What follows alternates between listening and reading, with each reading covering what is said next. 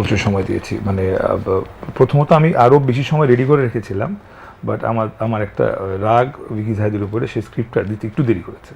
মানে জিনিসটা এরকম যে 20 তারিখ থেকে শুটিং, আমি তাকে রিকোয়েস্ট করেছিলাম 10 তারিখে স্ক্রিপ্ট দিতে, বিকজ আমি আবার 1 তারিখ থেকেই প্রিপারেশন নেওয়া শুরু করেছিলাম। সো ব্ল্যাঙ্ক প্রিপারেশন নেওয়া শুরু করেছিলাম, যে আমি ব্লাইন্ড, আমি জানি না আসলে কি কোন ডায়লগ দিতে হবে, কী সিকোয়েন্স আছে, কিছু গল্প কিছুই জানি না, একটা স্ট্রাকচার জানি যে এরকম একটা গল্প হবে।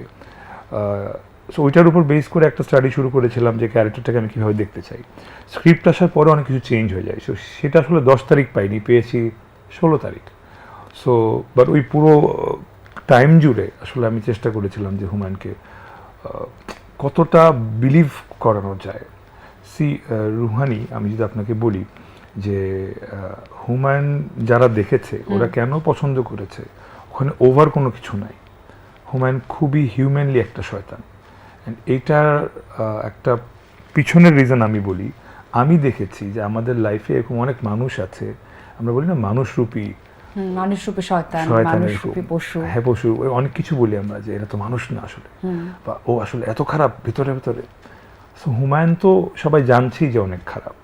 সো ও যদি অনেক বেশি হা হা হা হা হি হি হি চৌধুরী সাহেবের মতো করে, তাহলে জিনিসটা ওরকম একটু ওভার, মানে আমার কাছে মনে হচ্ছে যে ওটা বেশি বিলিভেবল হবে না।